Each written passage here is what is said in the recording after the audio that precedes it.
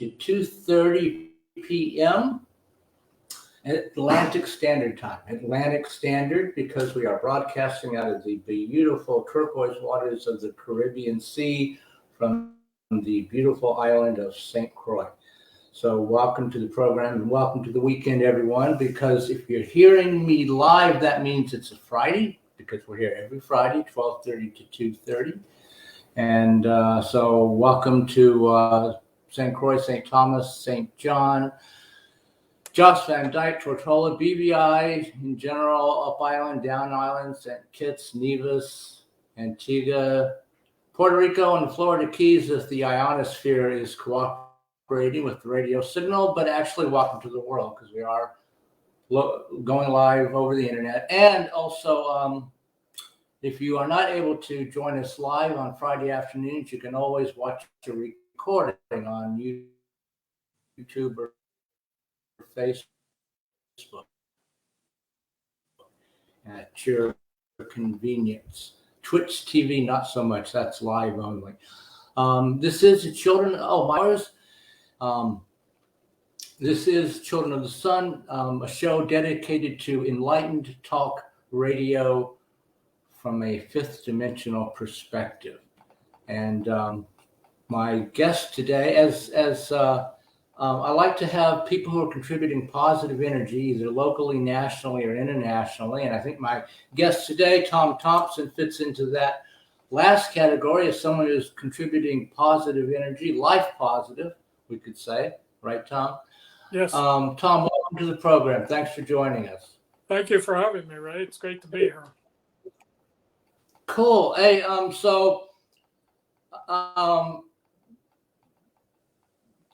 want to give give the folks kind of like a brief idea of who you are and what you're all about. Tom was on a spiritual path from very early age, like he since the age of 15, and that was back in probably 1964. Found a yoga book in his aunt's library and began to answer some of the questions that he was already formulating. And he spent his entire life, it's just been encounters and trainings and teachings from one spiritual teacher after another. And he's collected a host of spiritual names. He got a yoga teacher training certification. All the names are for sale. Huh? Not that I was joking. I said all the names are for sale now. If anybody wants them. Yeah. Hopefully not, but yoga teacher training certification in 1971. In Hatha Yoga, Raja Yoga, Karma Yoga, Bhakti, and Jnana Yoga from Swami Vishnu Devananda, who you kind of just say with the International Shivananda Yoga Vendetta Center, he's kind of like the founder, and he was like the first guy from India to come and do yoga teacher certifications in the West. And so that's where you started in 1971. Raja Yoga with Kathapanandi, Tai Chi with Ed Dr. Young. Okay, thank you. And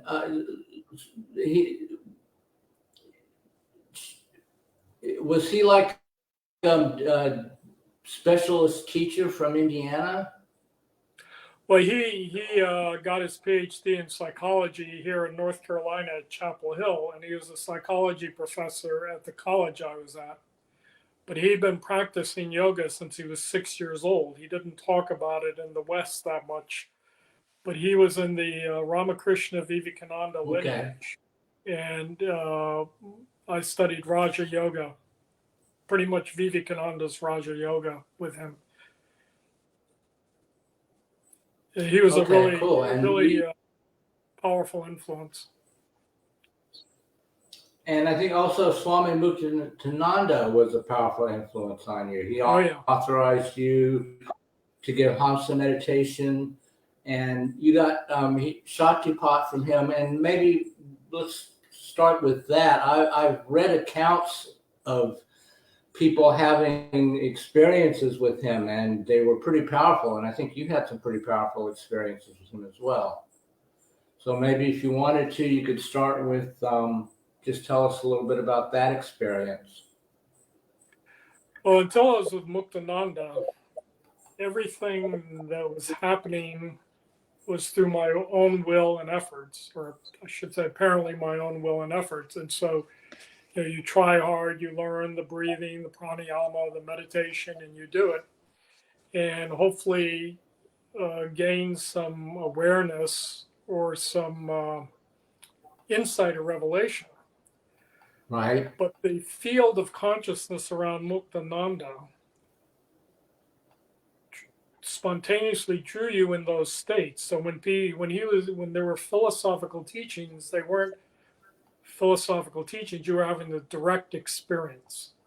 So you were in a totally different field of energy, and it was the first time I realized there was another power moving through us other than our own mind and will. And so what was happening is you could say progression was much more rapid because I realized I wasn't driving the bus, so to speak. And so it was a matter of surrendering and opening and relaxing and allowing this power, what traditionally called the Kundalini Shakti, this inner intelligence, which is much greater than our me mind, taking over. And so these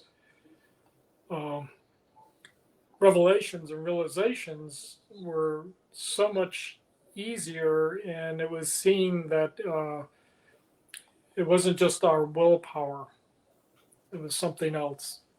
And Mm-hmm. so it was great. And of course, I wasn't the only one who had that experience. There were literally thousands of people who had that experience with it. And one time you asked him a question about it was emptiness, the Yeah, point end goal. yeah. So that was fairly early on when I first met him because I was doing Zen training, and shunyata in most Buddhist teachings and in Zen has a emptiness, properly understood. And Muktananda was sitting up there bopping people. He was, they were answering questions. His attention was ranging, and I came up and said I had a question. They had me stand to the side, and finally I said, "Is emptiness, shunyata, is that the final realization?" And he just glanced at me and he said, "No, that realizes that knows emptiness is the final realization." So how do we even know there's emptiness? How do we know there's shunyata? Something knows that. It's appearing in awareness. And that really was, at that moment, I had one of the more powerful Kensho experiences than I'd ever had in all my years in Zen. Because it was so obvious at that moment. It was so obvious what he was saying Was was true. it, was it because um, you were in his energy field or something like you got Yeah, it? I think what would happen if I read that in the book or somebody else said that, it would be an interesting intellectual piece of information, to think about.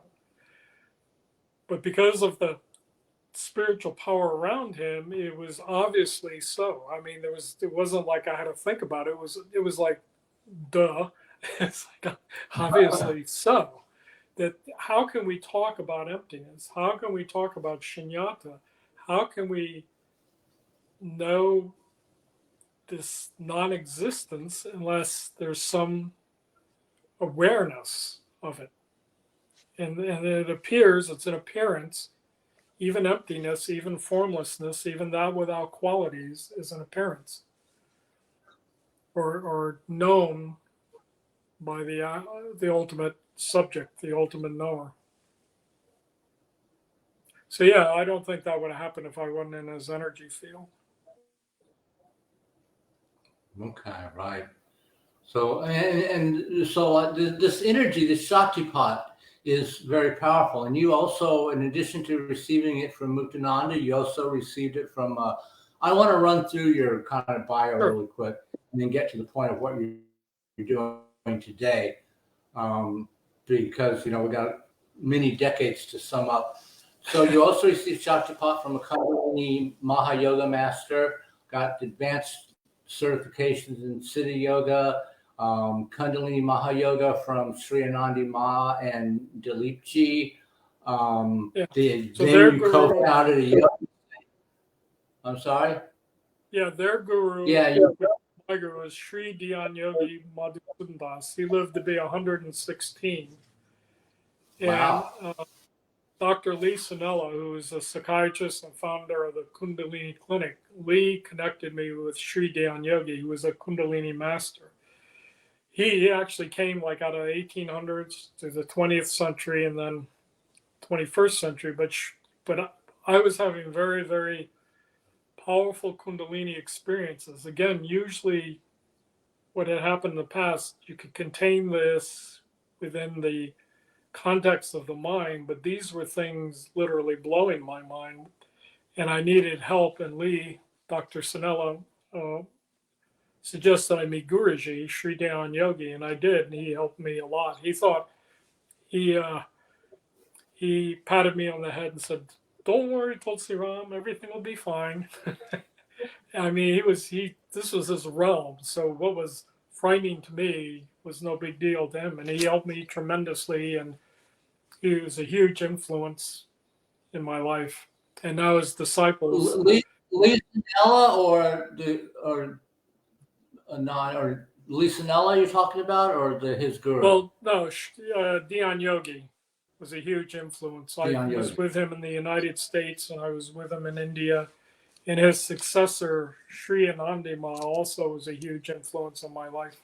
She's still alive. She's either in California or India right now. I remember when his Lee Sanella's book came out about the Spiritual Emergence Network or Kundalini Crisis Network, and there was an 800 number in the back of the book that I called a couple of times. Spiritual Emergency Network.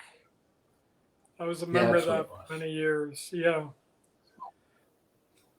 Because again, when this starts happening, our little model of reality starts getting blown apart. Yeah. And there's the physical stuff as well, which can be like you're wondering what's going on. When you went to India to meet with Swami Nityananda, are you talking Bhagwan Nityananda, the old guy, or are you talking the young guy? The young guy. Okay. And I like him. I was very close to him, and in the late 1980s, he started an ashram or a spiritual center in New York, Shanti Mandir. And I went up there with some of my friends a few times, and we had Shaktipat intensives with him. So it was little Nit, as I call him, Nityananda. But you think he's the real deal? So you think he's like for real, the real deal? I think he is authentically doing what Muktananda wants him to do. Okay. He said neither he nor his sister are in the same state Muktananda was in. Okay. But he feels. I went to his sister's place up in New York. It was kind of a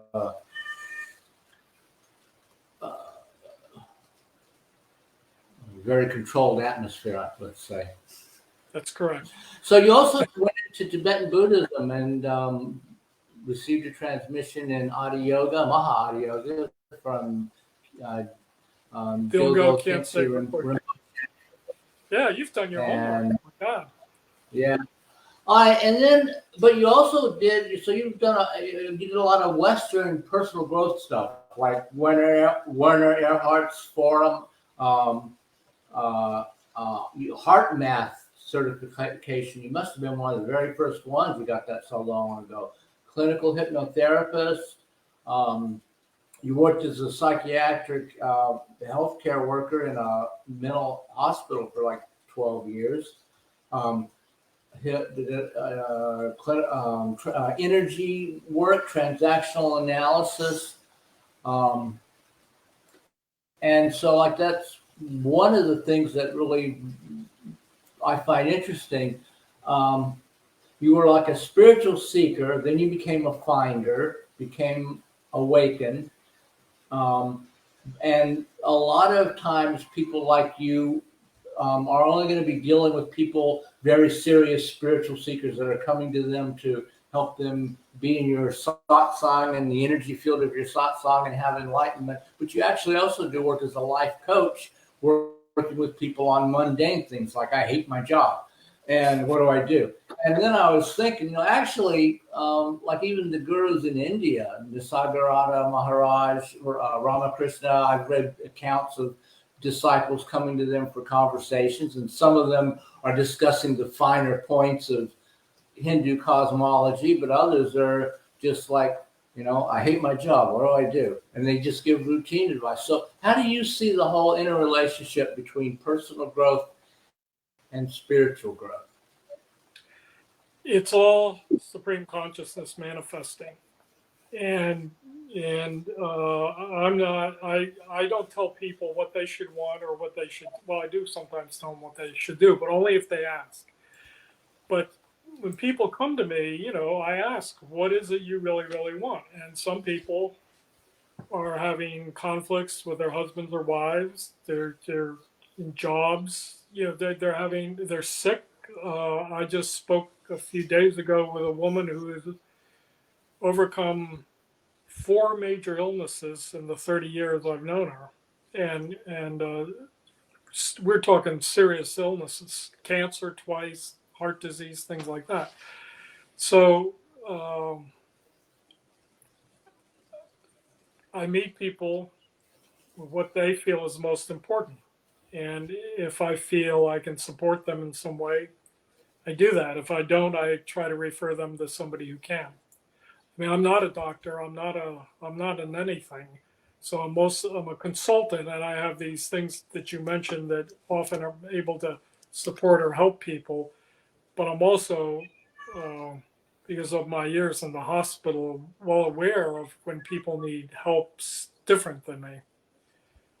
And when I lived in another town, Southern Pines, I was hooked up with the psychiatrists, Dr. Schulte, medical doctors like Dr. Waddell, other therapists who I could refer people to. So that's what I would do. Is if I really felt I wasn't the person they need to be seen, I'd refer them out, or work together as a team. That's often what happened. Is there'd be several of us helping somebody as a team.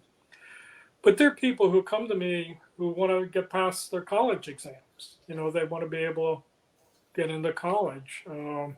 Like test anxiety, you mean?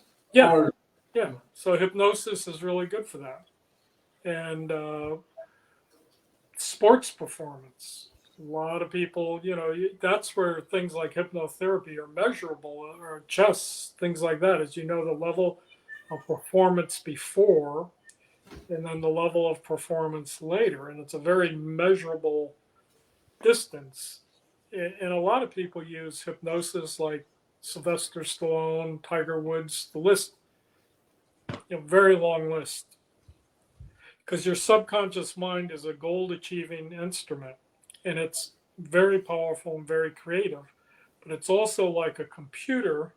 If you don't put the program in it, it's just going to continue to do what it's always done.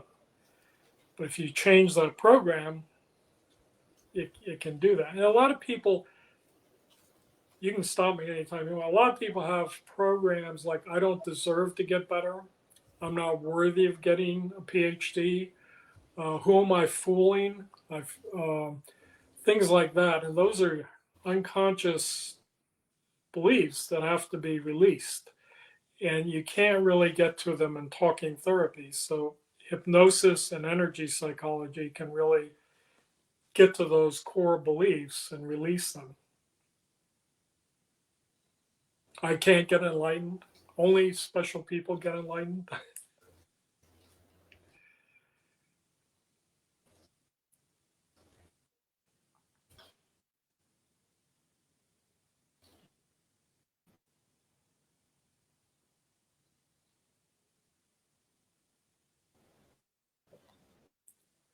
I don't know if we're breaking up. I don't know if you can hear me.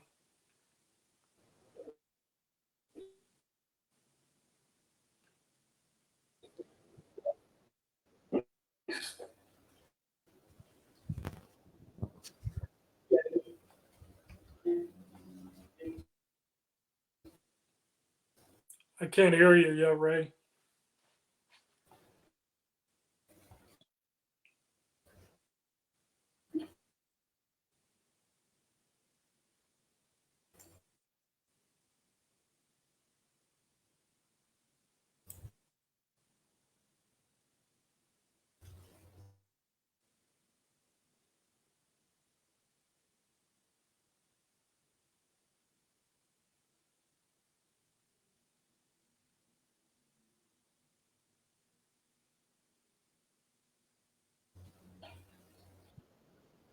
Oops. Okay, looks like I you're don't back. be running it.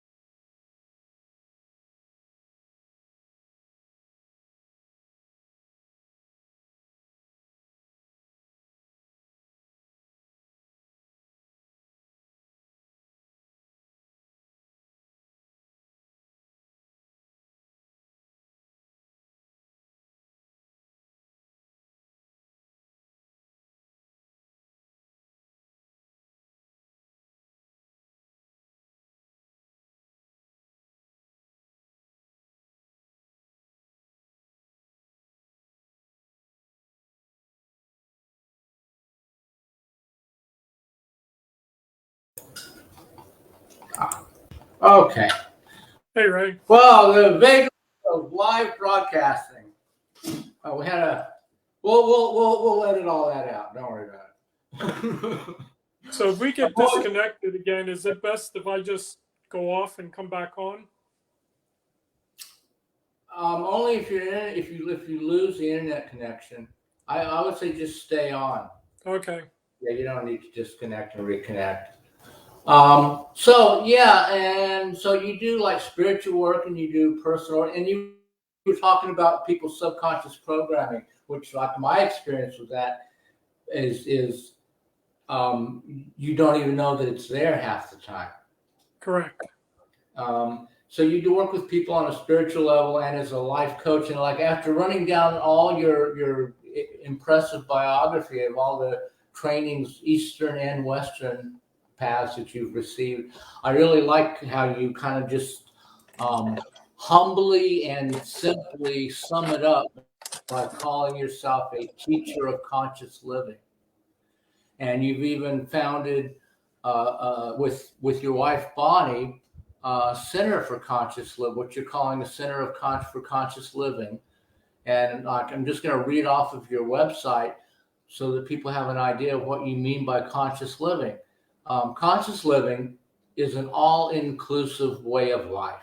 It is based on the enlightenment pathways of the East and the human potential teachings of the West. It includes the possibility of radical awakening, along with the integration of body, emotions, mind, and spirit, living skillfully and effectively in this world and being in loving, empowering relationships. The teachings of conscious living are direct, obvious, and all-inclusive. There is nothing to be believed or accepted as they are self-evident. They point to the incredible gift and mystery of life living us here and now as we are.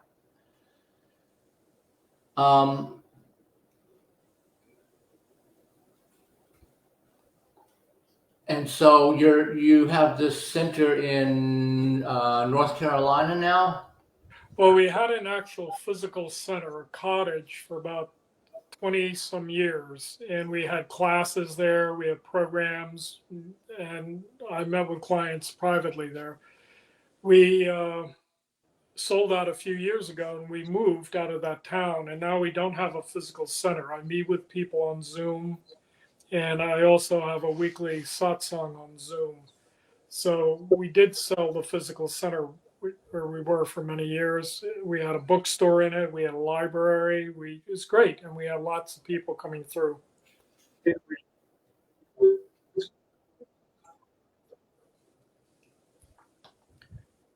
But it's a lot to keep. It's a lot to keep up.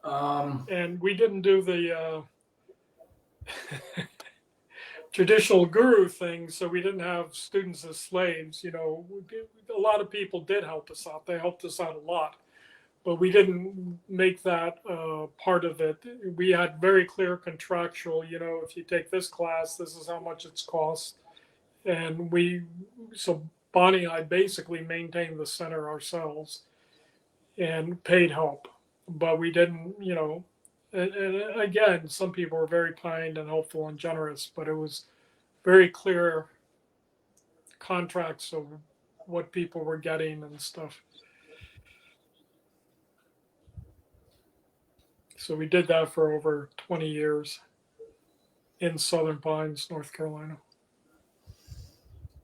And you're still meeting with people on weekly for satsang over Zoom and with private clients. And I guess sometimes they come to your house, and sometimes it's over Zoom or Skype. Yeah, mostly right now we're still doing that on Zoom. I have a really nice office here in the house, but we're not using it right now. I'm still meeting with people on Zoom. And or FaceTime. But the whole idea of conscious living, that sounds to me like something where when people begin to wake up, maybe they haven't fully awakened, but they're beginning to wake up and to like apply that into their everyday life. And so their relationship with other people becomes less they become less of a separate individual, and so it's less competitive and less conflict, and so they're more willing to see others in a loving light and accept them and cooperate with them. And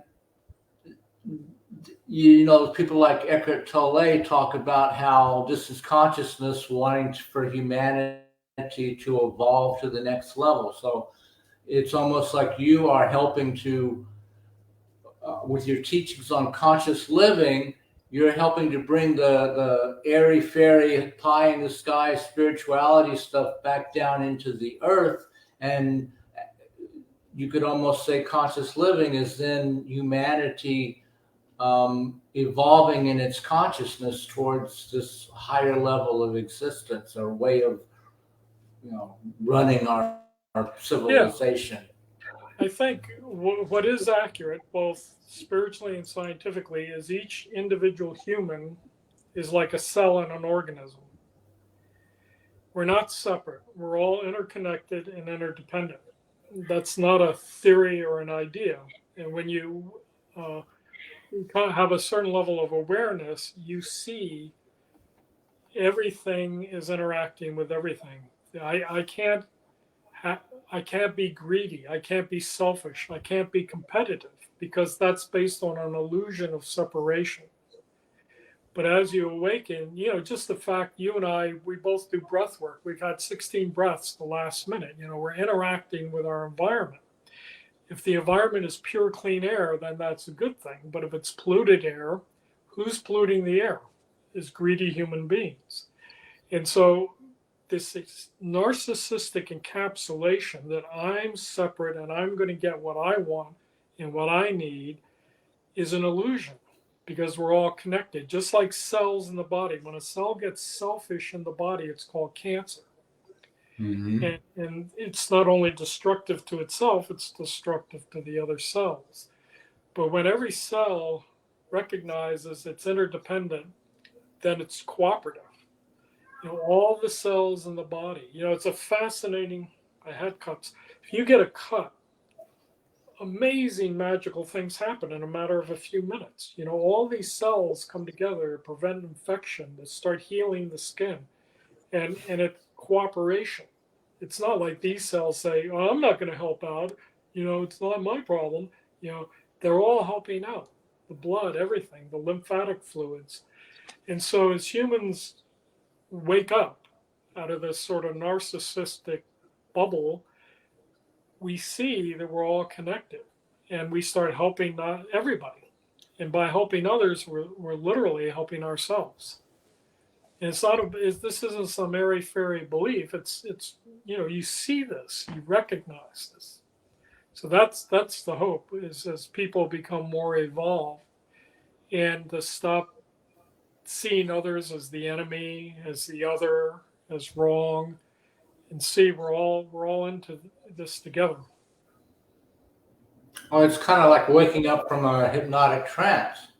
Right. So that's a term I use. I'm glad you mentioned that, Ray. I'm really a de-hypnotist, because people are already profoundly hypnotized.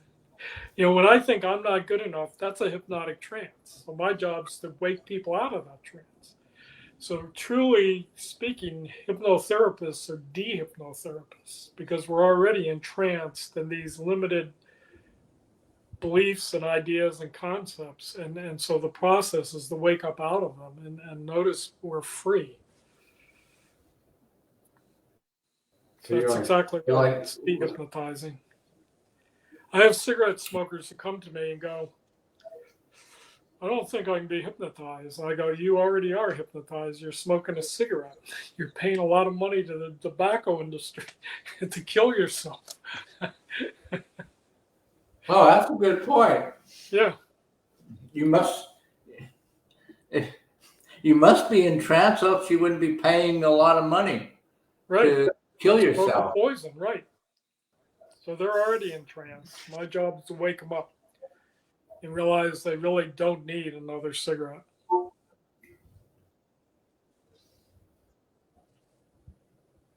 And on a spiritual level, when people wake up from the trance of seeing themselves as separate from everyone else and all the conditioned beliefs that they have, um,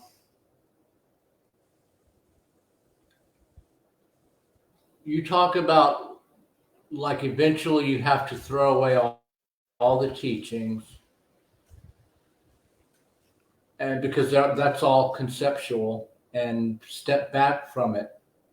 Is that part of waking up from the can a spiritual a seeker be as trance conditioned as anyone else? Yeah, and a lot of the spiritual teachings are cultic, and we're prescribing to cultural conditioning. Like when you get a new name and you start wearing different clothes and stuff. That's another trance. And when we're living the teachings conceptually, we're in a trance. So what's hard about waking up is you're no longer a Buddhist, you're no longer a Christian, you're no longer an atheist. Those are all trances. Those are all programs of the mini-me, the limited person. You really don't have anything to grasp. You can't, there's nowhere to take a stand in a way, because all of those are created through human concepts. They only exist if humans are thinking about them. And what you end up with is whatever's happening in this moment. But there is a profound recognition that everything's an expression of the same thing. So there is a unconditional love, and the key word there is unconditional. And so there is this deep love, this deep acceptance, but it's non-conceptual. When you wake up, you don't have to practice compassion. It spontaneously arises. Right. Well, I mean, yeah, that's like people. People will say to me things like if everything, if you're not,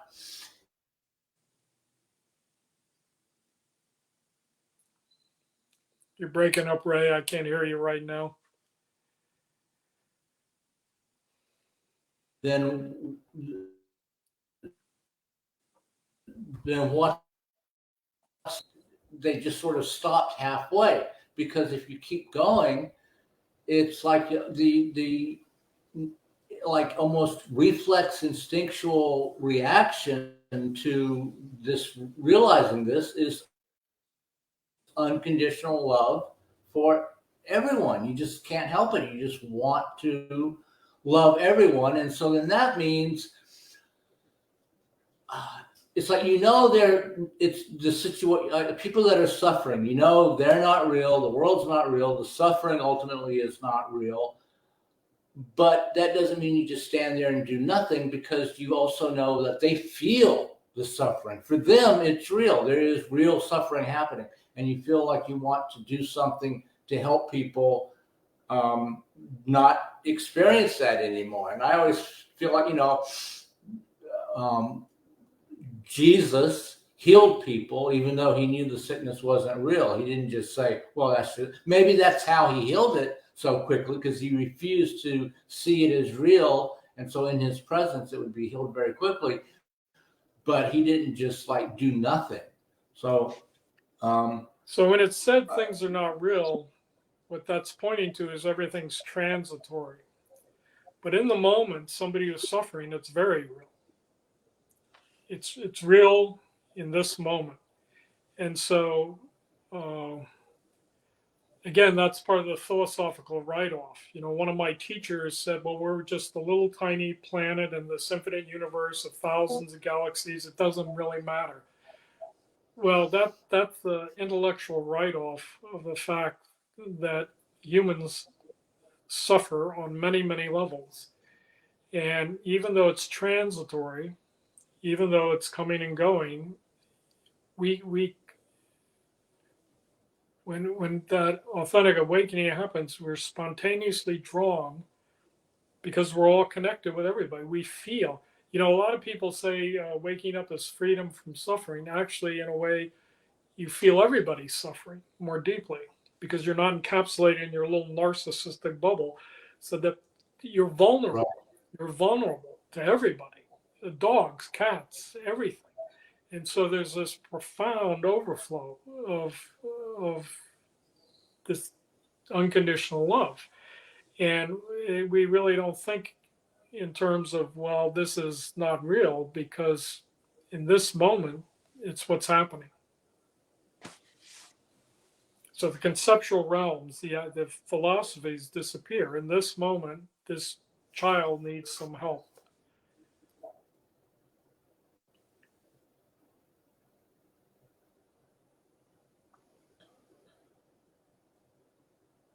So the hope is that enough humans evolve enough to simply recognize how we're all, including all of nature, everything on this planet is interconnected and interdependent. And we're either acting and behaving in ways that are helping life thrive, or we're like cancers sucking up life. And it's not, again, it's not a philosophical or political position. It's seen to be so. It's like our own body. Either all the systems in our body are working together in harmony and balance, in which case we're healthy and we feel good, or some systems out of whack and sucking up the life force from the other systems. And our planet is very much like a body. I call it Gaia. And so this is seen to be so.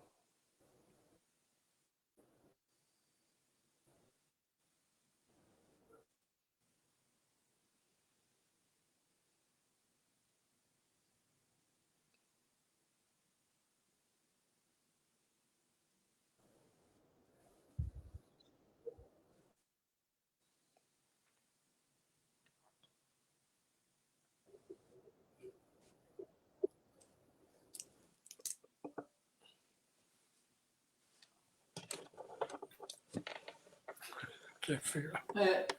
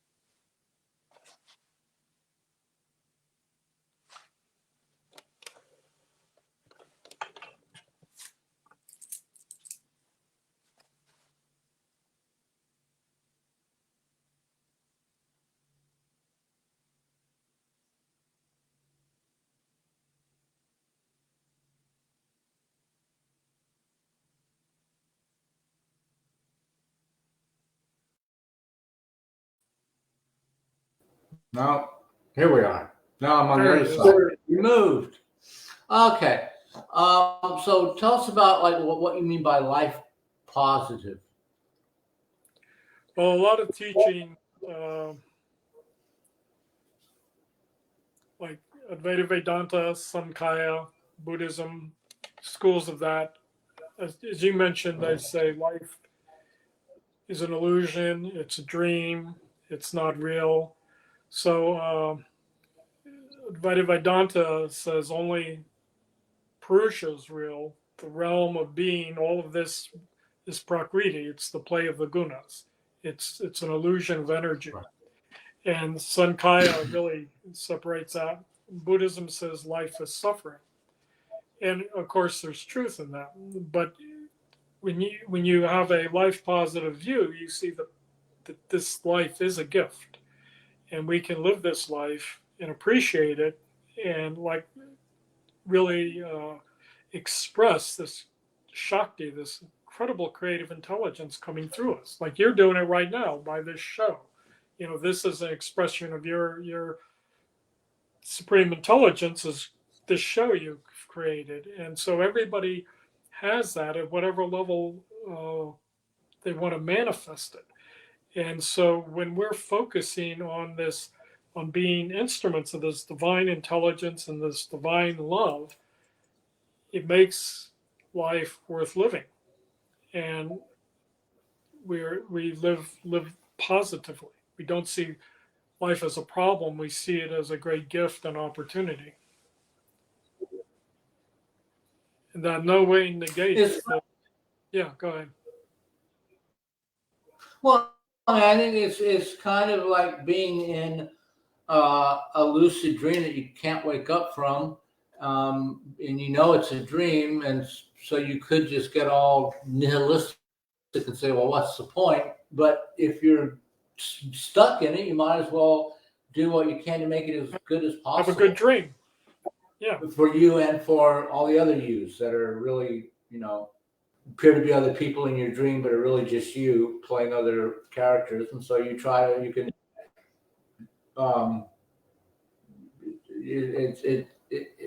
and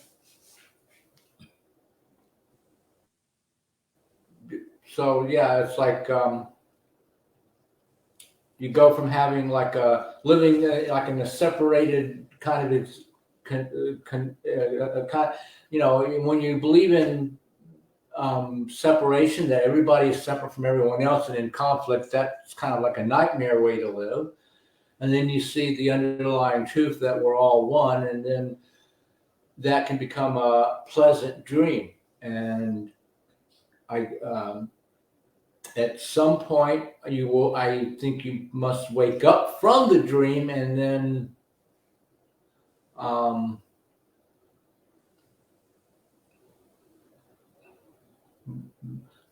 merge back into the great ocean, I suppose. Well, we're always in the great ocean. That's the recognition. So in the tantric and Muktananda, it's called Kashmir Shaivism, but it's really non-dual Shaiva Tantra. And they have four. There we go. I don't know how it's showing up. But the first step is moksha, which is liberation. Realize your true nature. What am I? What am I? Go back to that knower prior to the void. What am I? Now that you know what you are, the next step is dharma. And dharma is the way of living in harmony and balance with all life. So once you recognize your true, once I know what I am, I know what you are. We're the same consciousness in different bodies, different vehicles. Even those people I don't like, same consciousness is in them. That's seen to be true. And then there's living life, enjoyment. It's okay to enjoy your life. It's okay to enjoy life, and it's okay to be successful in life. But the first step is moksha, is waking up, because from that view, we can live in harmony and balance with all life, and we actually have more power to be successful and enjoy life. because we can walk, as it says in the Katha Upanishads, that razor's edge. You can walk that razor's edge without falling off one side or the other. And we're living the Dharma in harmony and balance with all beings everywhere. And then, by all means, enjoy your life. Enjoy every aspect of it. And that's where that creative intelligence moves through us, whether you want to be a rock and roll star or an artist or clean houses or whatever. Everything is an expression of that same joy, that bliss of consciousness. And so that view is a householder's view. It's not a monk's view.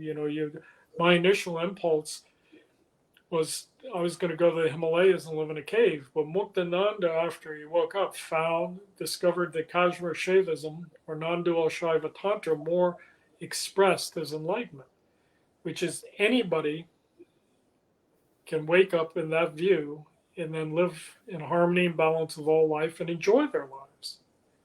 Become a successful entrepreneur. Do whatever you want. And that's makes life beautiful for everybody.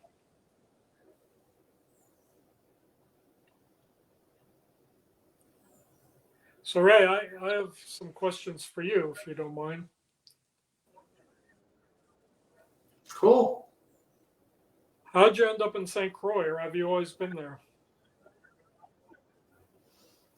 Oh no,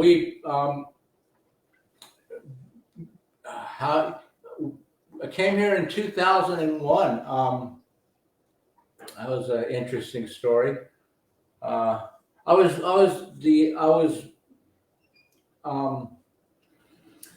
the executive director for Leonard Orr at Rebirthing Breathwork International, which is like the global training center. So you have people coming from all over the world to have breathwork sessions, to learn how to give breathwork sessions. And it was basically like I would put in like an 18-hour day, go to bed at 2 a.m, and at 5 there would be a knock on my door. Someone would say, "My death urge is up. Can you help me?" So I was like just being used up. So, and then we got a letter in the mail, like a written letter from someone here on St. Croix, and they wanted to come into the center in New York and take the training, but they couldn't they didn't think they could because they had small children, and getting childcare and all that was going to be difficult. So they didn't know what to do, and they were looking for advice. Could they bring their kids with them? And so Leonard set it up, and he told them, Ray could use a vacation. Ray and his wife could use a vacation. I'll send him down there. They'll give you the training. You put him up for a couple of weeks, and so that was all arranged. And then Leonard told me, do some seminars while you're there. Give them the training. Do some seminars. Give some sessions.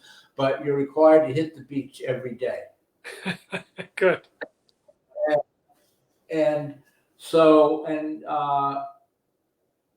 That was actually one of the first things that I noticed when we would do spiritual purification with earth, air, water, and fire. So the water part in the mountains of New York, there's no, sea nearby, was sitting in a bathtub for an hour and a half, 2 hours. And what I found was 15 minutes in the Caribbean, I would feel my energy body would feel, because I could feel my energy body. And like I tell people, energy cleaning is a lot like physical cleaning. If you didn't take a bath for 10 years, at first you'd feel horrible, but eventually you get used to it. And you wouldn't even notice there was a problem until one day you took a bath and you'd feel so wonderful. You'd be like, well, I'm never going to let that happen again.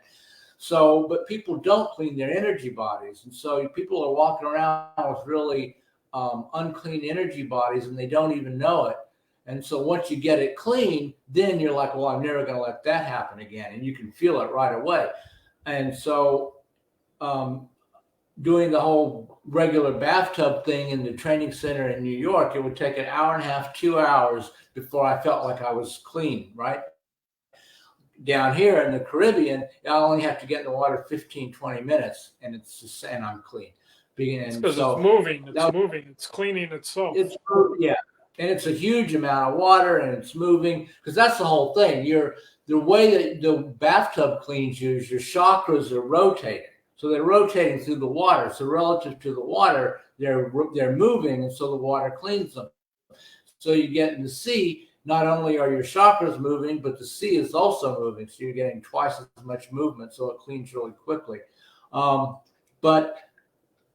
then so I actually, I actually didn't want to come here because I had been to another Caribbean island and didn't like it very much. And I just assumed this one would be the same. But as my wife and I are getting off the plane, the energy I could feel the energy of St. Croix, and the energy was fantastic. It was just amazing. And it wasn't because I was being, hypnotized by turquoise waters, because at the airport here, all you can see is tarmac. So there's nothing to make you think how wonderful it is. But I could feel the energy. And I turned around to see if my wife could feel the energy. And I didn't have to ask her because she was grinning ear to ear. And so we were here for 3 weeks. And by the time we went back, we had already decided we were going to move back here. And it took us a year to arrange everything so that we could come back.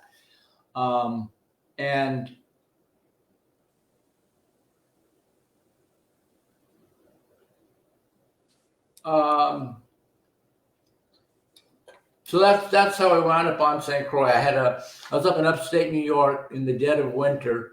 What town? It was a weather bar.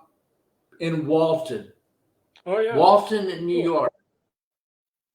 Yeah. It has you're familiar? You're like the first person.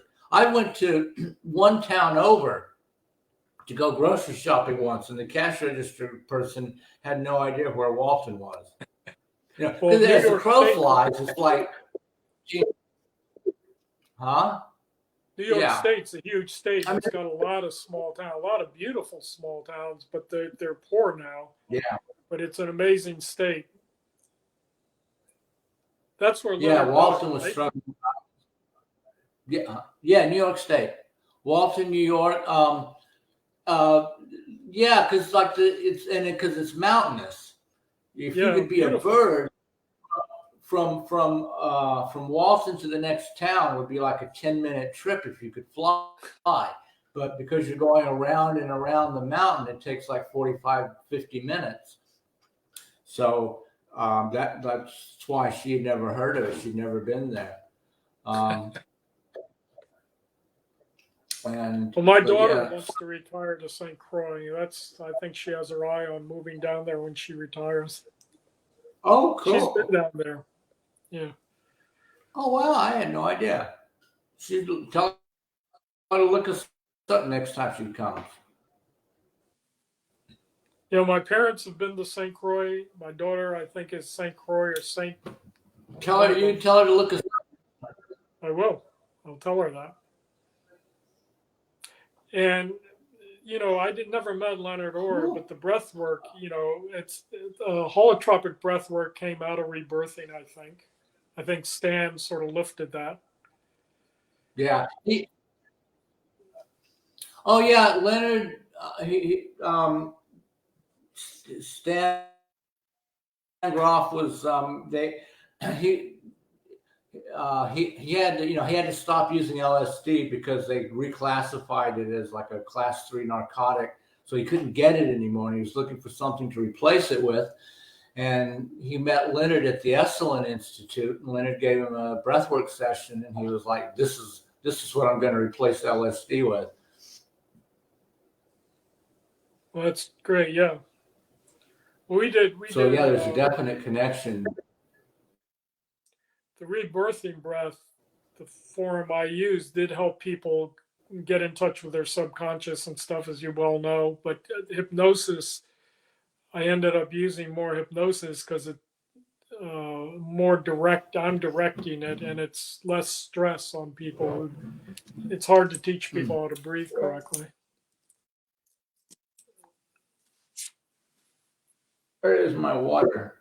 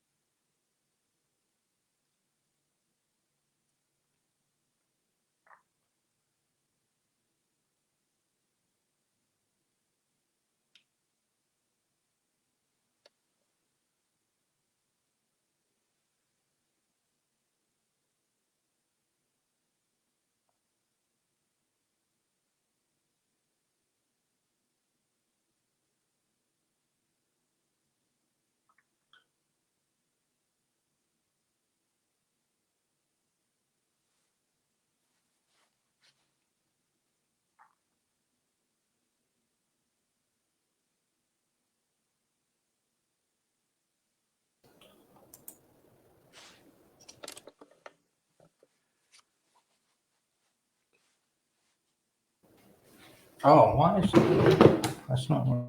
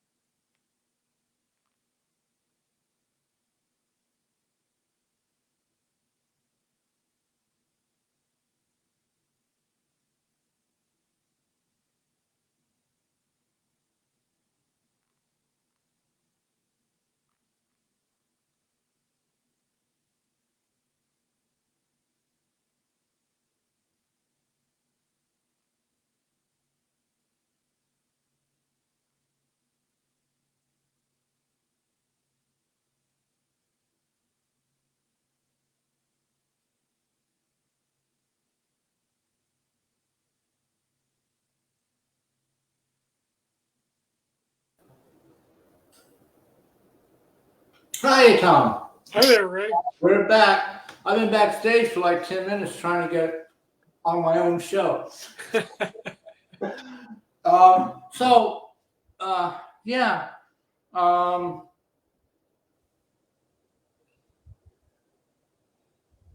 when one of the incentives that I had for getting back down here, you asked me, you before the break, you were asking about how what brought me to St. Croix. And so when I was up in the mountains of upstate New York in the winter, and I had the weather bar on the bottom of the computer set to St. Croix, 78 and sunny every day, while I was looking at 8 feet of snow. That could do it, yeah.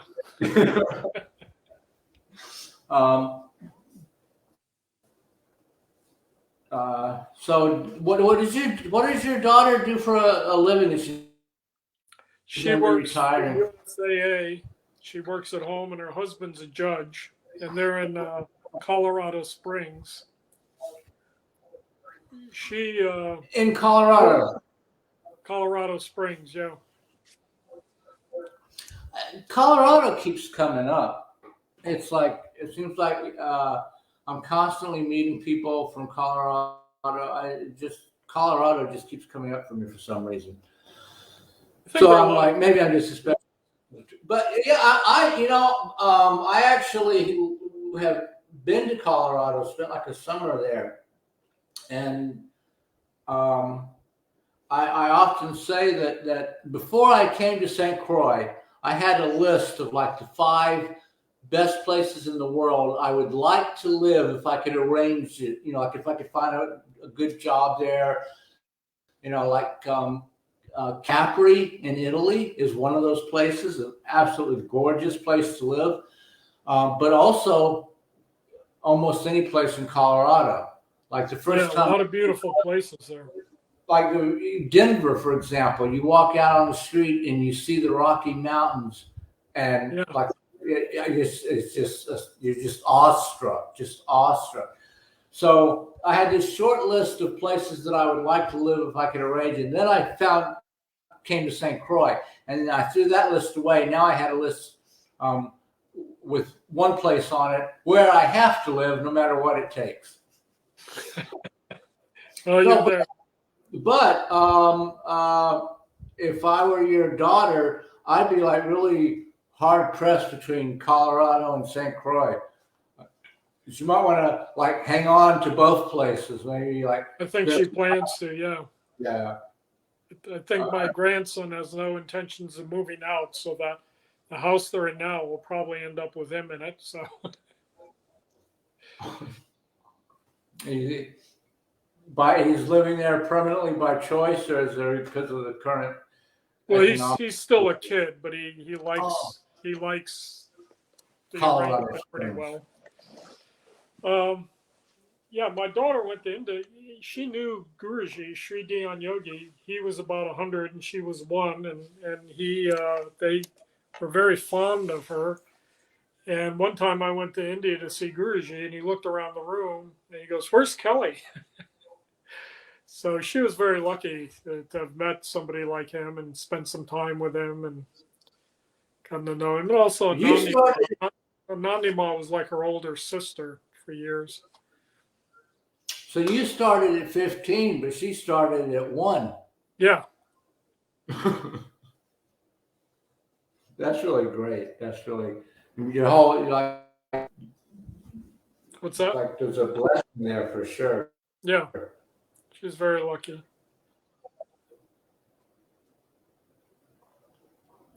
So one of the things you and I, the breath work, it's very interesting because the breath is such a huge key. People are breathing all the time and they don't recognize that that's the divine life force living them. When I guide people, I say the one breath breathing you, because we say we breathe, but really we're being breathed. And the breath is consciousness moving into the body. And when we stop breathing, well, there's the breathless state, but the breath is what connects us with the life force. Absolutely. I mean, I even tell people, like, when they start the breathwork session, at first it seems like a lot of work and you're wondering, how long am I going to have to do this? But at a certain point, the breath takes over and it's like you're Yes, just watching yourself being breathed. right. And I That think when automatic people, process. That's what's amazing is all yoga can be automatic like that. And that's the thing, that the human mind, there's an intelligence outside the human mind that's taking over. And for some people, it flips them out. It's scary. But it's still an aspect of their true being. It's just one that's greater than the mind. yeah, and they just have to, uh, it's, like if you've never worked with any kind of energy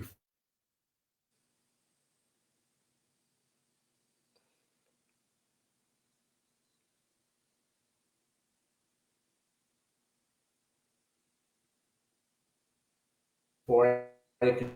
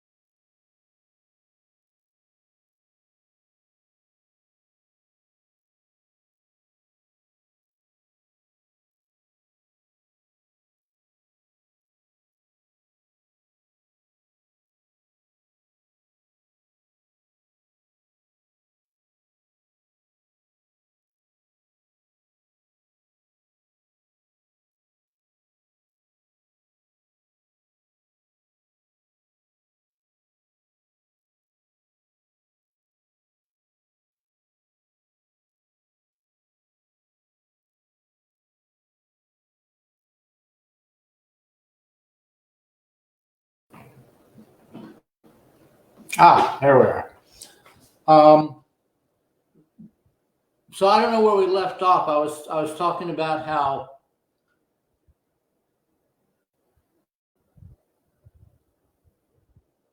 can you hear me? Oh, I don't hear you. Did I turn off my speaker by mistake?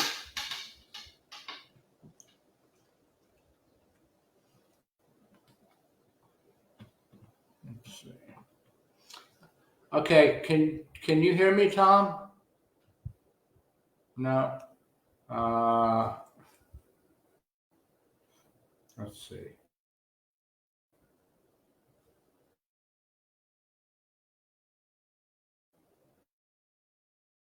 Oh,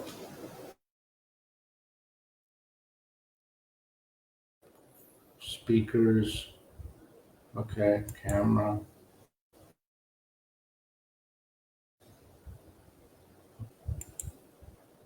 Hmm. I'm in the show. I can hear you. Okay. There we are. Now, I heard you. You, how you broke. about, There we okay. go. Hi. Hmm.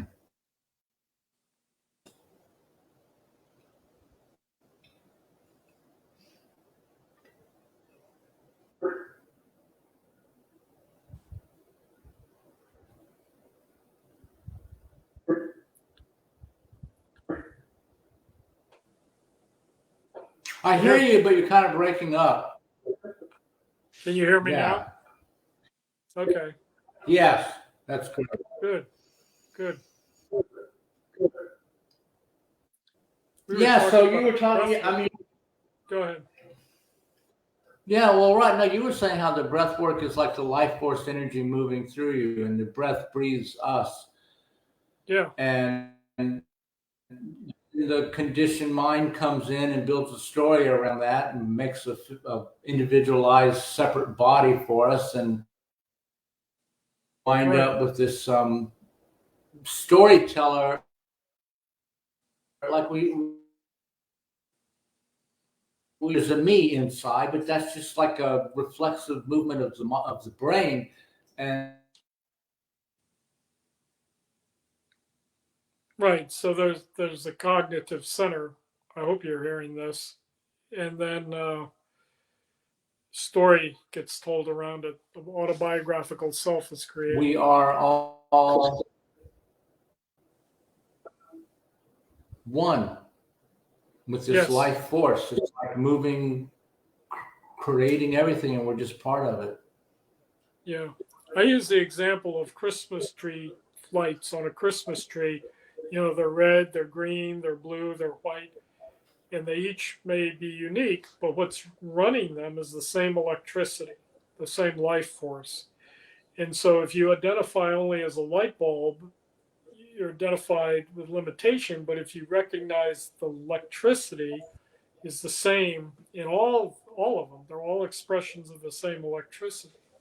And that's part of the meditation, going back into the life force and recognizing that that same I am is in everybody. The same presence of awareness is same in everybody. When it runs through the programming, it seems different because everybody has different programming. But what's running the programming is the same.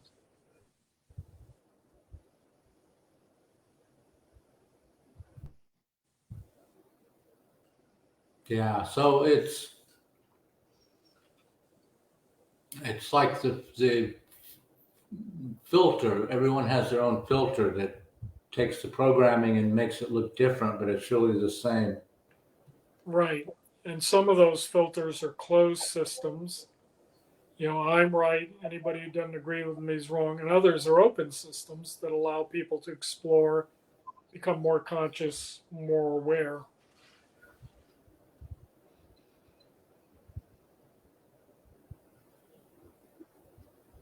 When you're like listening to you talk, and especially what you were saying about Muktananda after his awakening, uh, concluding that Kashmir Shaivism was closer to how he was, what he had come to experience. And Leonard, breathwork and Leonard Orr, he was a big devotee of Babaji in Right. Harakan.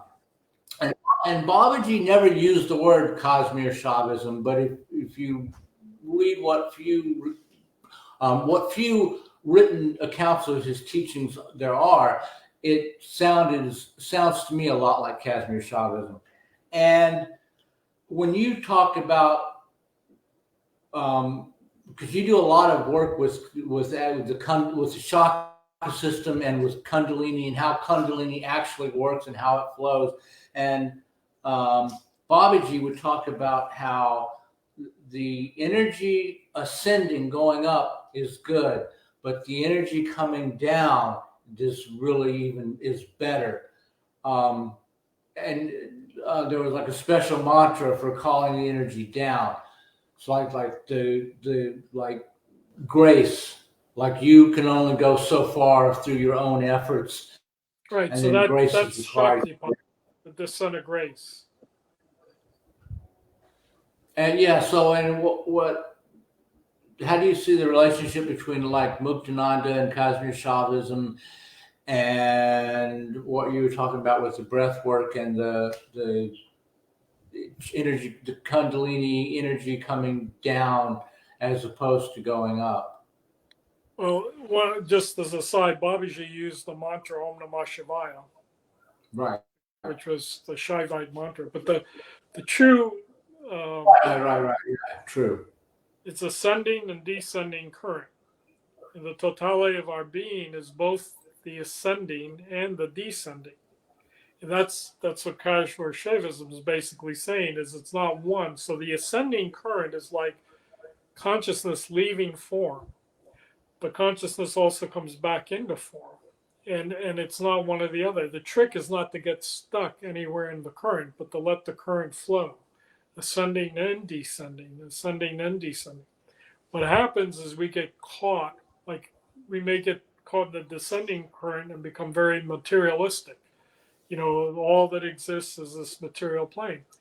Or you can get caught in the ascending current and say, it's all a dream, none of it matters. But our full life is the ascending and descending current. And to allow that to happen. And I think that's what Muktananda saw in his awakening. It wasn't just ascension out of form, but descending into form. Both are the totality of our being, not one, not the other. Zen, they talk about hiding in the ghost cave, hiding in emptiness. So when somebody has a very deep satori and they experience that it's all empty, that can be a very safe and peaceful place to be. And in some traditions, they think that's enlightenment. But it's really a half-baked state, because then you have to come back into the world, the marketplace, and that's the descending current, embodiment, bring it back into the body, breathe deeply. And so most teachings are either, the scientific materialism is only descending, and the transcendence are only ascending. But we have both currents, and to be free in the current. And what happens when there's freedom is attention naturally goes where it needs to go. It can go into the transcendent when there's nothing that has to be done, but it can come right back fully embodied. Like if you're driving a car, you don't want to be in transcendent awareness.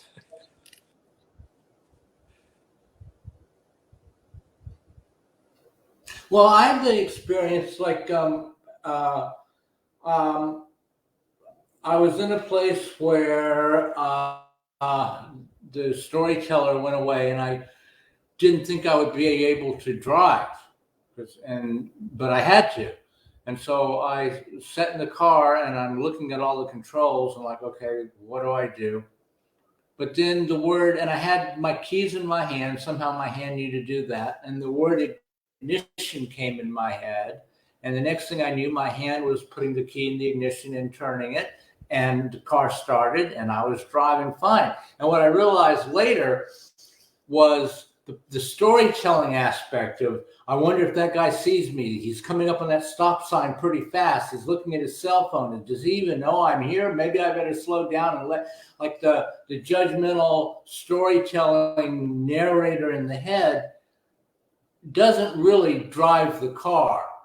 Right. I thought that's what drove the car, but it doesn't really, and it's not really necessary to drive the car. So you drive better without it. Yeah. Less distractions. So yes.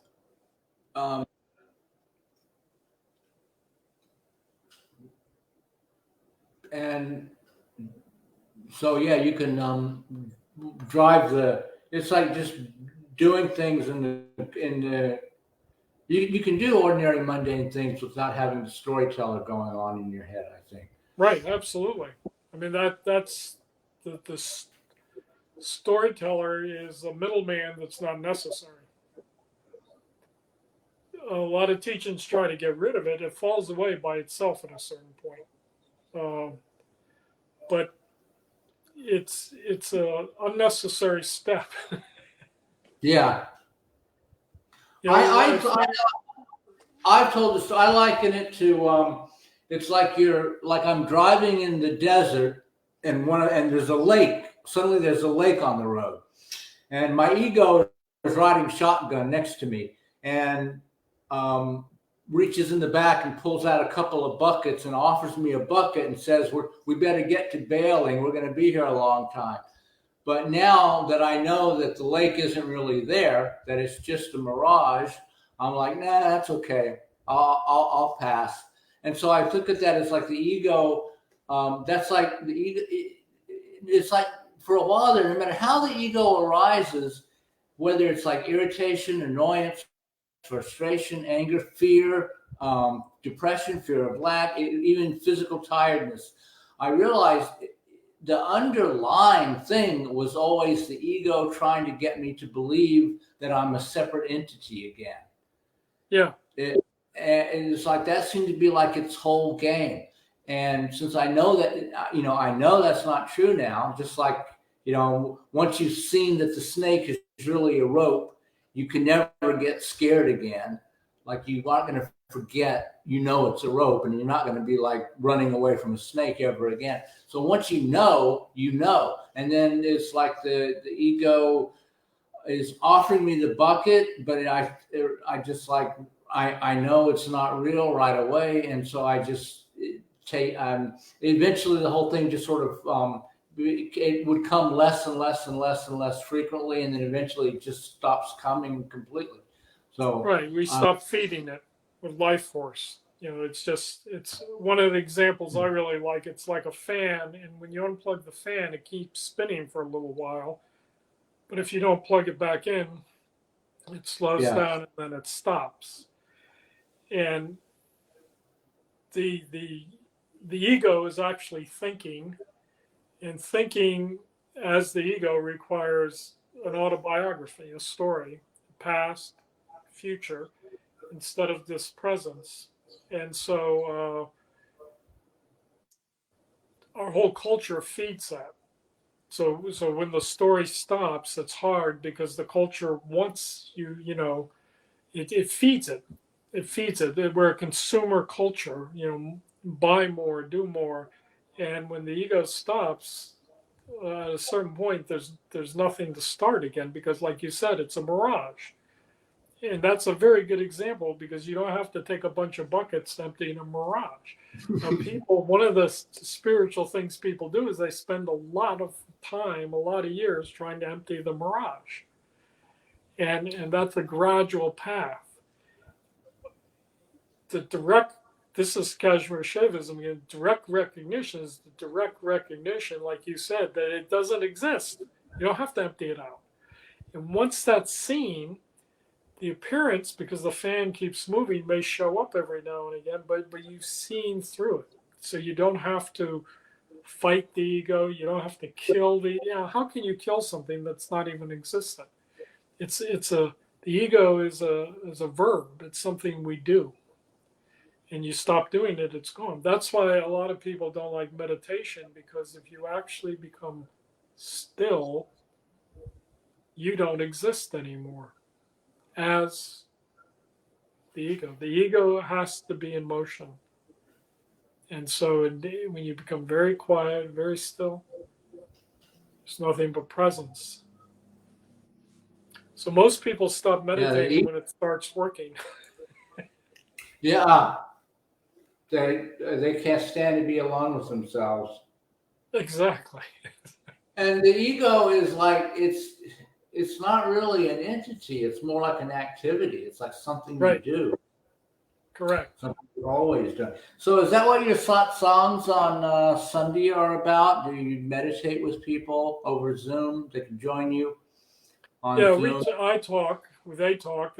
Fortunately, a lot of them share and talk, and we talk about everything. And I know many of them. They're all over the place, but I know what's going on in many of their lives because they've shared with me, usually privately.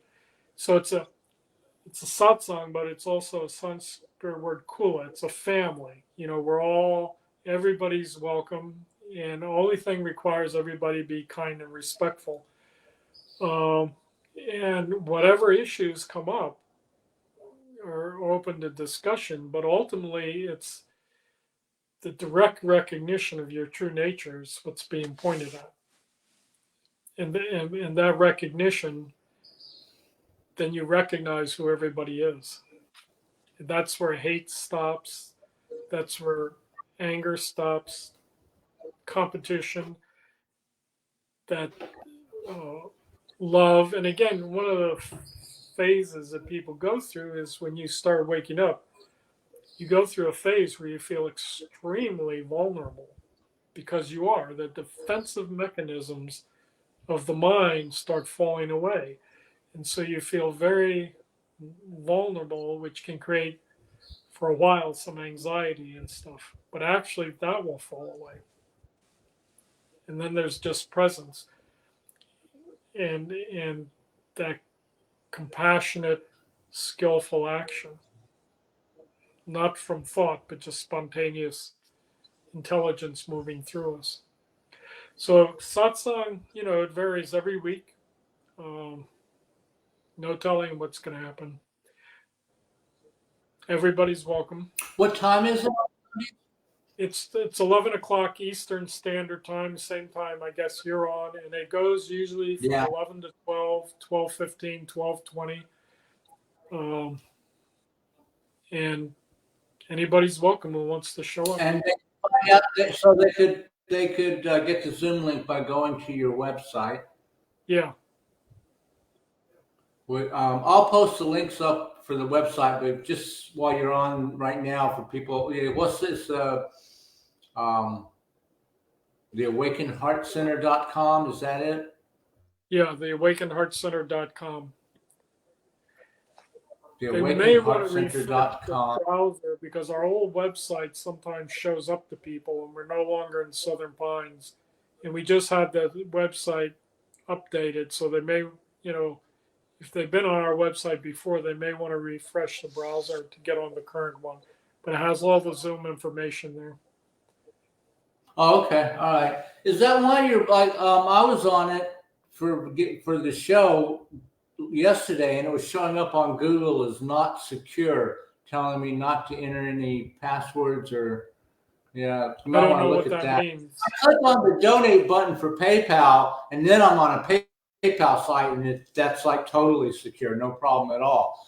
But I mean, just some people, probably most people wouldn't even notice. But I'll ask the person who does our website. I'll ask her about that. That's a good question. I don't know any. We have somebody who did our website, and she still works on it.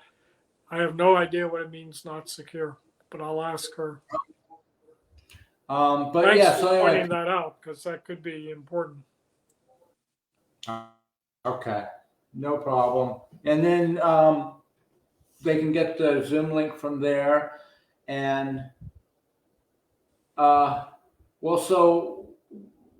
what else do you want people to know about, like working with you, coming to this, so that you have the satsang on Sundays, and then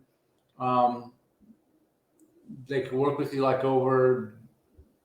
Yeah, I'm really. I'm only. What is it you're really doing now that you really want to do and want more of? Well, I did meeting with people, and I try to meet. I'm sort of mostly retired, so I meet with like one person a day, 6 days a week, sometimes 7, depending. Sometimes I have to meet with more, depending if there's suddenly an emergency. And I do that in the afternoon, and satsang, and that's basically all I'm doing now. I'm talking to you, Ray. Yeah. I gave up. Do you find a difference between when you're doing satsang and no one has any questions,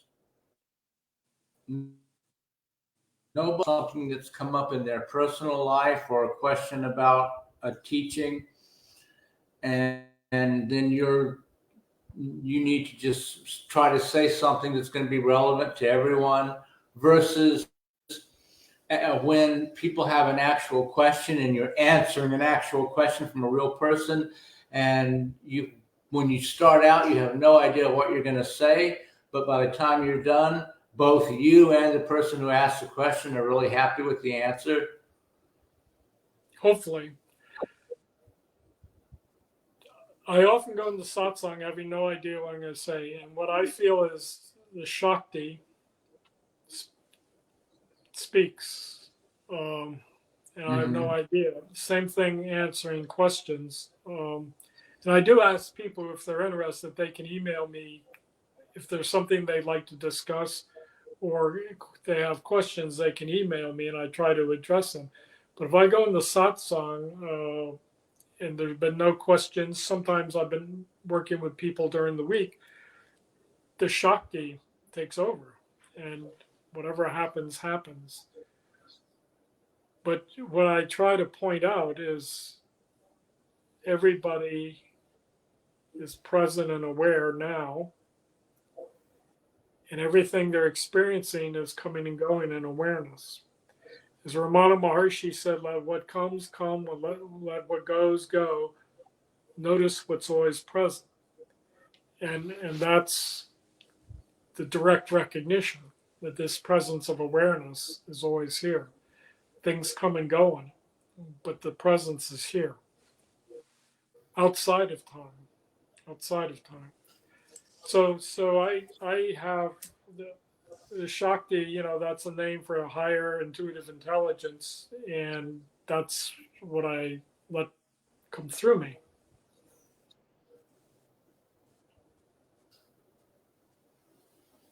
Yeah. Yeah, I mean, I did. Yeah, I think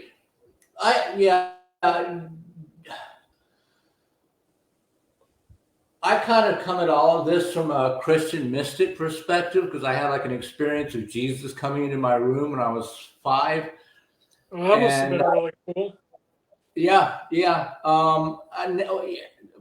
Now I kind of think of all of these experiences as sort of like aspects of consciousness, and it seems like whenever you're ready to make a move, sometimes consciousness will come to you in some form that you're comfortable with, just to sort of hold your hand and give while you do it. And then I got into breath work with Leonard Orr and found out about Babaji and Hinduism, but it's like I don't really see a difference with it. Kundalini, Holy Spirit, right? Exactly. Brahma, Shiva, Vishnu, God, Jesus, Holy Spirit. So like I think of it as like years in India, in Kashmir. Yeah, Leonard. They say is Jesus' Leonard did. Yeah.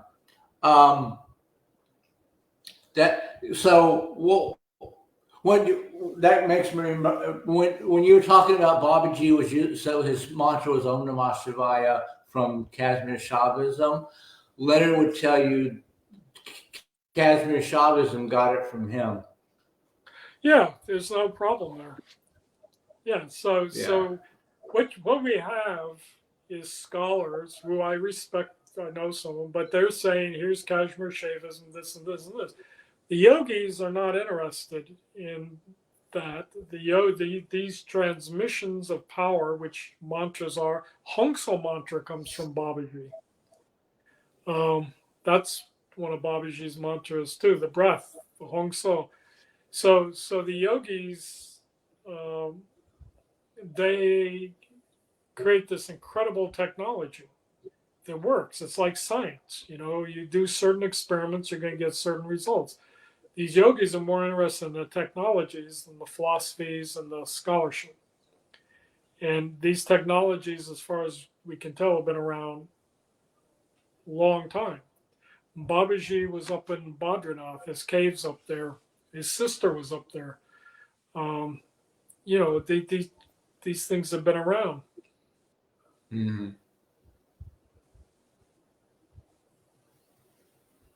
So at a certain point, people started writing things down, started sharing their experiences, and that gave the mind, something to hold on to. But the technology and the actual recognition of the true nature of things is what's most important.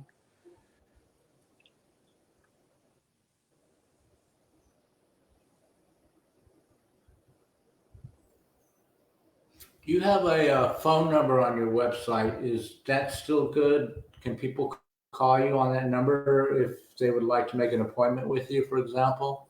Better to email me because of hypnosis and the stuff I do, I have my phone off almost all the time. I check it every now and again, but it's better to email me or text me. But yeah, Okay. and And forgot, there was something I wanted to say, but I forgot what it was. well, okay. I just want to as we're coming down to the closing minutes of the show, I just want to make sure that we had a chance for you to get everything out there that you want to get out there.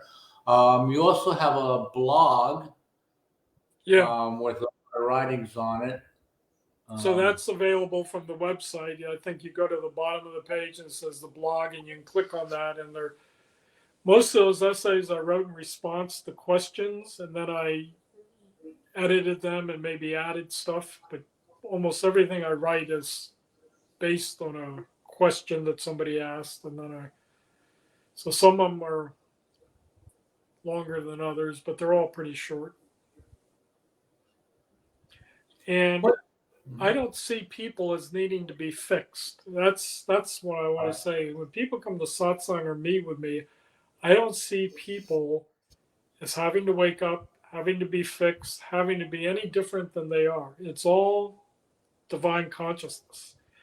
And so what happens in my relationship with people is up to them, not up to me, because I don't see them as a problem. I don't see them as needing to be fixed. But if they come to me and say, I want to have better relationships, or I want to be enlightened, or whatever it is, then I can support them in moving towards that. But I don't see a problem.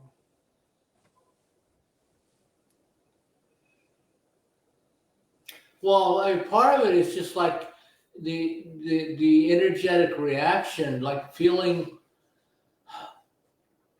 I look at it as you're either flowing love without blockage or obstruction, or you're not.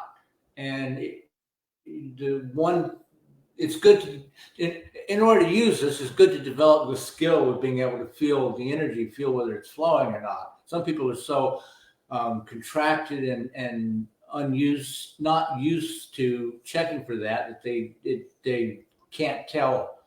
Um, like and sometimes I'll have clients who I ask them how they feel, and they'll tell me, well, I don't think it's a good idea. And it's like, no, feeling, not thinking. How do you feel? And but eventually you can feel the energy. You can tell if it's flowing or not.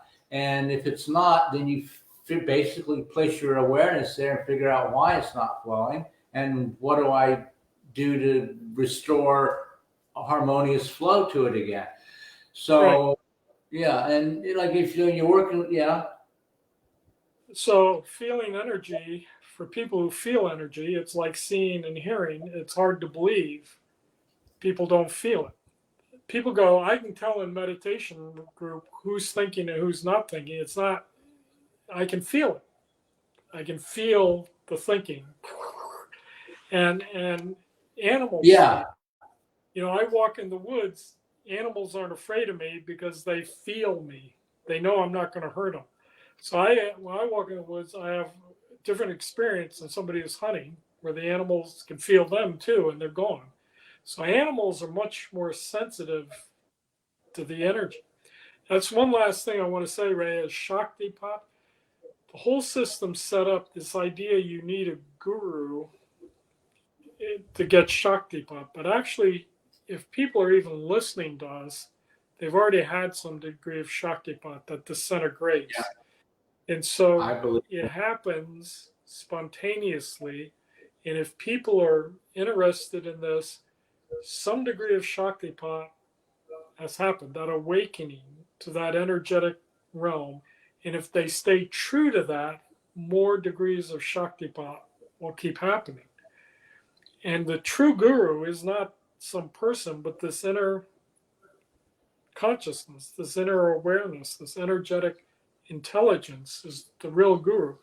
So when people say you have to have a guru, what they're really saying is waken to this power, this higher intelligence within yourself that's greater than our human mind, our me mind, our little thinking thing. So yeah, that's important because we all have everything we need. But I agree with you. It's amazing when you're around people who don't feel the energy. It's like it's like it's like a sixth sense or something.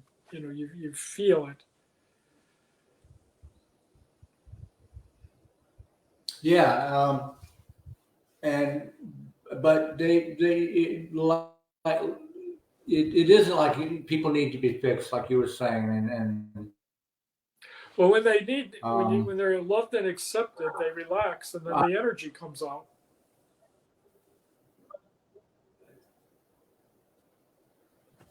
So most of us are contracted because of our fear and anxiety, being judged, criticized, manipulated, used. But when somebody's in the presence of somebody who loves and accepts them as they are, they relax that, and then the energy starts moving, and eventually they'll feel it.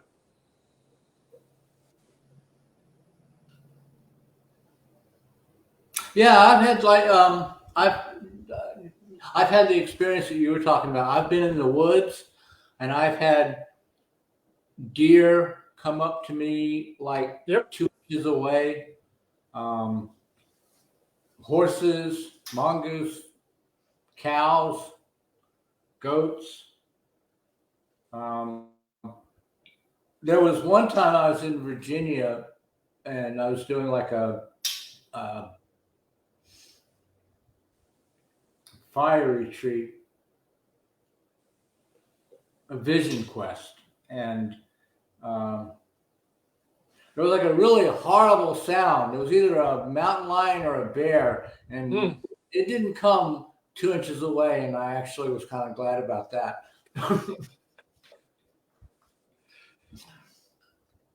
uh, um, well, let's see. What? How do you see? All right, so we've got people running around, spiritual teachers, like you know.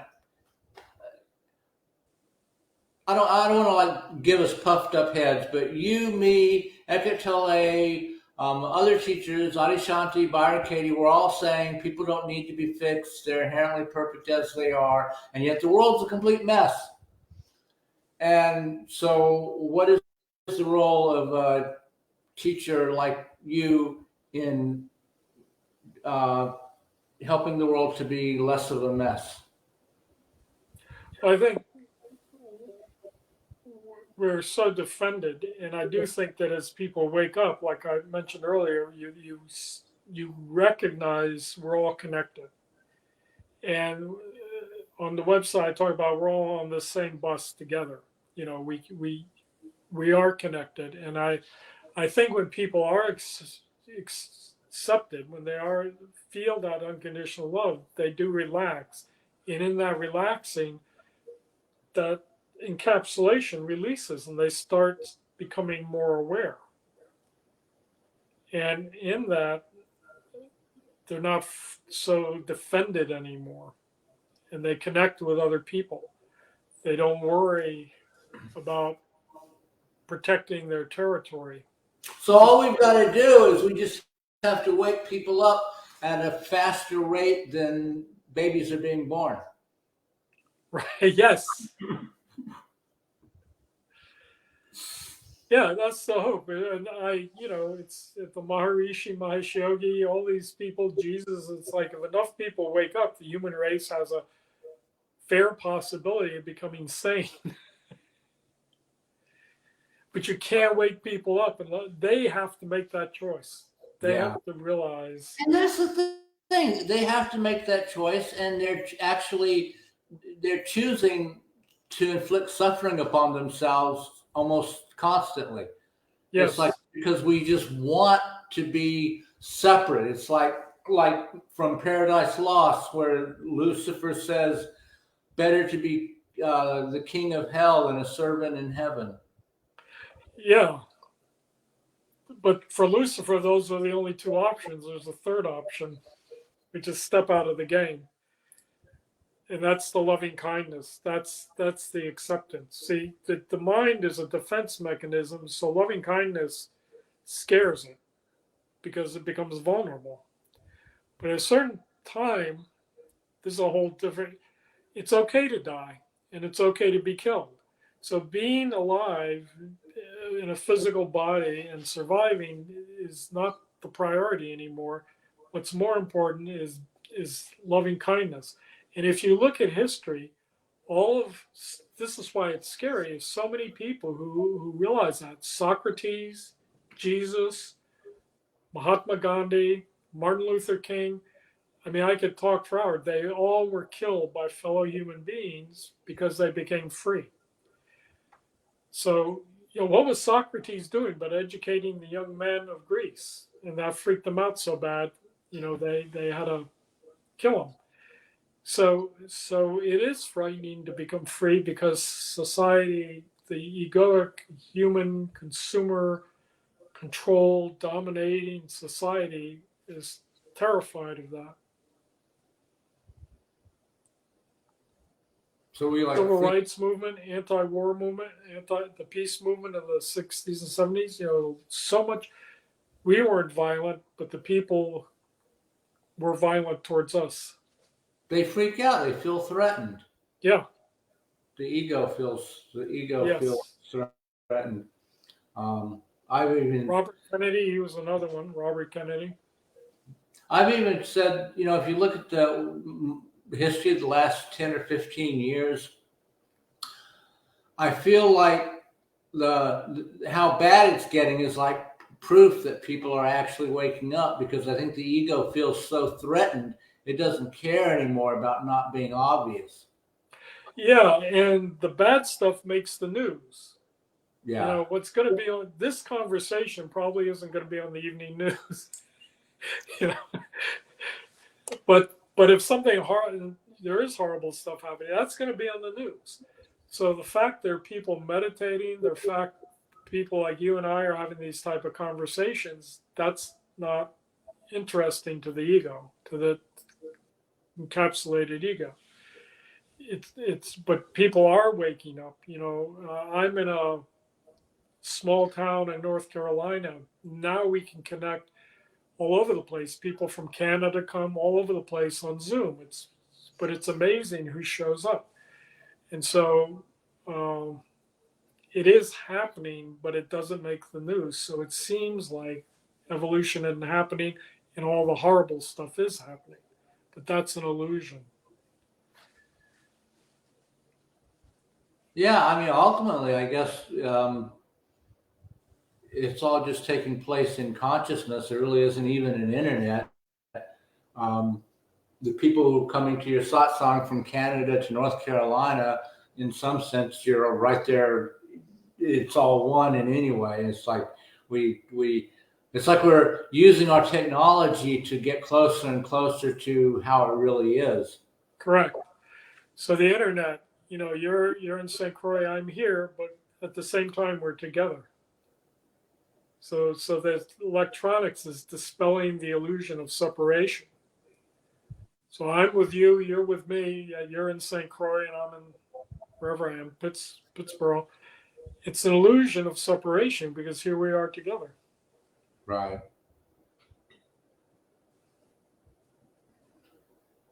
Well, I really enjoyed this conversation. In spite of all the breaks, thank you very much for being on. It's a pleasure, Ray. Appreciate it. Thank you, Tom. People should check you out on Sundays, 11 o'clock in the morning. Thank you, everyone, for listening. I always tell everybody, because it's the weekend, get outside, get into nature. I mean, you don't have to hug a tree, but I just tell people, if you just go out in nature barefoot, be around some trees or something green, be on the grass, walk on the beach, you will feel better. You will get an improvement in your health and your mental outlook. It makes a difference. So I agree. Yeah. All right. Namaste, Tom. Thank you so much. Namaste. Thank you so much, Ray. It's great meeting you. Great being with you. Same here. And for real, we got family coming down to St. Croix. I'll email you my phone number later if you don't already have it, and they can give us a call, and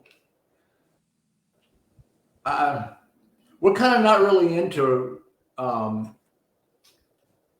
restaurants, so we'll have to get recommendations along that. You can walk along the beach together. Yes, cool. Yeah, that's like spiritual purification. You go to the beach, you walk barefoot, that's earthing. You gather your wood, that's manual labor, which is also earth purification. You start a fire, there's your fire purification.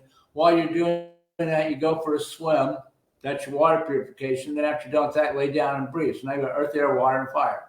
It's like the perfect. You're all set. Got all the chakras. Yeah. I'll show your family a perfect day on the beach. That would be great. All right, everybody. Thank you. Thank you, everybody. Thank you. Thank you. See you next Friday. All right, I'm leaving the studio now.